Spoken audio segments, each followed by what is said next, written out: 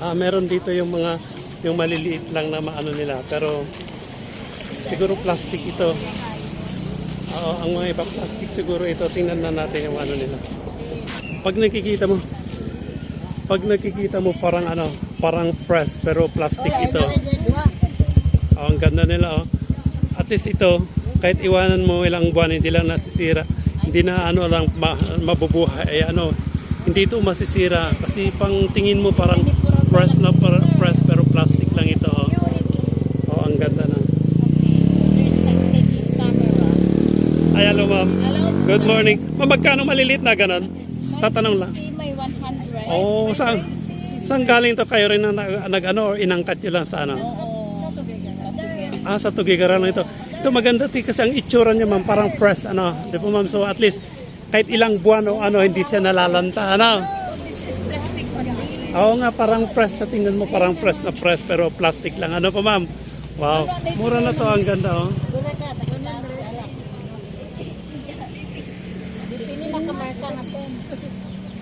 Okay, sir. Sige ma'am, thank you. Kayo ma'am magtitinda dito? First time nyo ba magtinda dito o ngayon lang? Dati na? 2004 pa. Ganito rin yung ornamentals lang, hindi yung fresh, mga ganito lang. Okay ma'am, ang pangalan po? Ito kasama si Ma'am Jocelyn, siya pong nagmamay-ari dito. Ma'am, vlog po ito para makita natin mamaya, may upload natin. Ano ma'am? Sige, thank you. Papasok po tayo dito sa loob. Dito na yung pinaka main gate.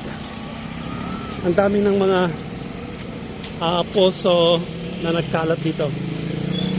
Okay. Bago ka pumasok dito sa loob, meron ka nakikita dito ng mga candle po nila. Kaso lang, bago ka dumating dito, ang dami ng mga basura na hindi pa kasi nahakot, kaya nakaka-distract natin na dapat malinis niyan. Papasok po tayo dito. Ang dami mga nila dito. Excuse sir. Ay, medyo mahaba-haba pala ng nila. May mga malilit na kandela nila. Tingnan natin.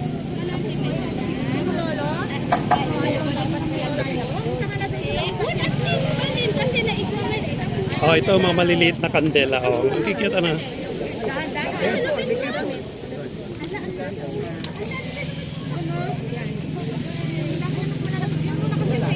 Mamis Chris.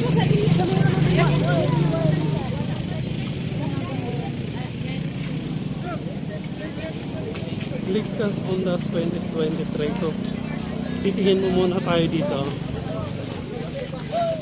Oplan Kaluluwa. So, wala akong nakita na meron silang Red Cross dito. Kaya may mga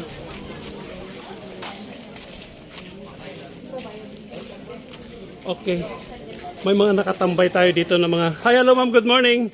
May mga katambay tayo na Red Cross dito sa dahilan if in case for emergency.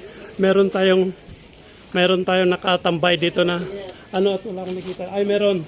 Meron pala sa labas pero wala akong nakita na ambulansya na nila, na sasakyan nila. Ito mga medic station po dito if in case for emergency, meron sila na nakakatulong dito. Mga Red Cross din dito na makasama po natin. Meron pa silang wheelchair at kompleto siguro nila ng mga gamit po nila mga ganito. Ayan. Vlog po ito mama. May upload to natin mamaya para makikita natin. At ito ang tema po nila, Oplan Kaluluwa. Di po ba? Oplan Kaluluwa, to ng BP, Bureau of Fire and Protection. At doon naman yung mga kapulisan po natin. So safe po lahat ng papapasok dito.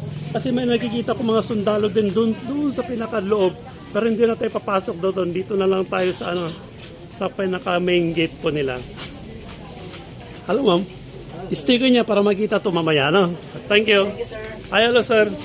Sir, sticker para makita ito mamaya. I-upload na po natin. Sir, thank you. At dito rin tayo sa mga kapulisan.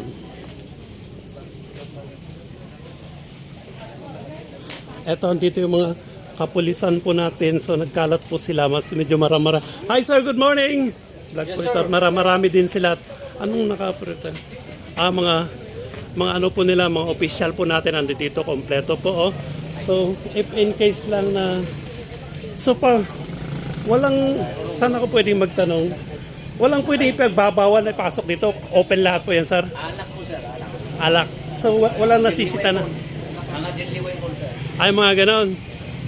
Okay. Alak, deadly weapon, at mga baraha pwede na yan. Mga karaoke pwede, hindi. Hindi na yung ganon. Okay, sir, thank you. So far kanina, wala pa namang naging problema. Ayos po naman lahat, sir. Opo. Wala lahat, sir. Okay, sir, thank you. Sige, bye-bye. Okay, sabi ni sir, wala naman naging problema sa lahat. Ano to? May sarili silang tubig na libre sa mga nauuhaw. At hindi rin napapano natin yung mga kasundaluhan. Marami din sila, naka-complete battle po sila. So, walang problema sa mga dadalaw sa kanilang mga sa buhay kasi nagkalat po ang mga PNP, BFP at saka mga Red Cross. So, thank you.